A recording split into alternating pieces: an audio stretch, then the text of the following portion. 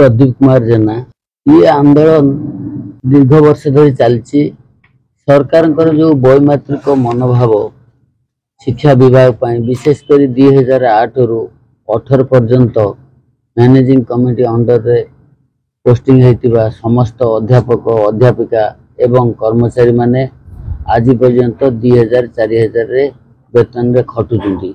एमानकर आवश्यकता केते मात्रा रे अछि अनुष्ठान पाई ताकू सरकार मध्य अंगे लिभेइछंती एवं ए सरकार आसीबा पूर्वरु निजे मध्य ये दाबी यथार्थ एवं ये दाबी पाई स्वर उत्तोलन करने को मध्य कथा देथिले। तेणु कथा देई आज कथा न रखिबाटा दुख आ परितापर विषय पलटिछि। तेणु आमर निवेदन जेते शीघ्र 2008 रु 2018 मसीहा मध्य जेते शिक्षक जेते अध्यापक अध्यापिका एवं अन्य कर्मचारी अनुष्ठान रे कार्य करते समस्त को वेतन दवा आमर सरकार निकट रे दाबी एवं यह आमर अधिकार। आगे 14-15 वर्ष धरी कार्य करने पर आ 4-5 वर्ष अवसर नेबू।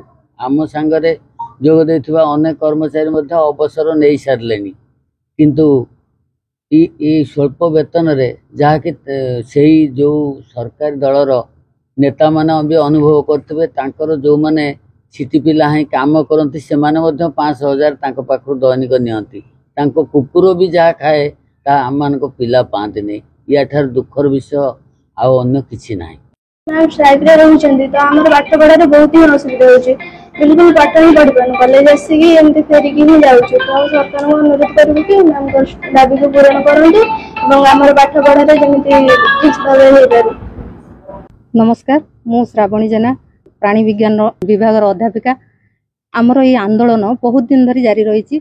अगस्त 16 तारिख रु एपर्यंत ये आंदोलन जारी रही। सारा राज्य रे आमर सभापति विश्वरंजन दास को नेतृत्व रे आमर ये आंदोलन जारी रही।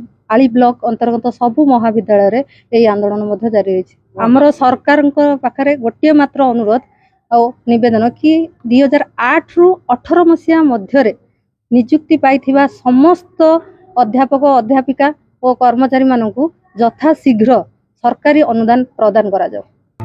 आमे बसलुनु अगस्त 16 तारिख सरकार आमर ये गोटे मात्र दाबी पूर्ण करंतु कि 8 रु 18 मसीहा पर्यंत जेते सब कर्मचारी अच्छे समस्त को सरकारी अनुदान मिलू। मु 15 वर्ष कंप्लीट कर सारे सेटा सरकार जानिबा दरकार कि माने जदि सब अध्यापक एमती स्ट्राइक रे बसिबे ताले पिलांगर पाठ पढ़ा केमि चलिबो।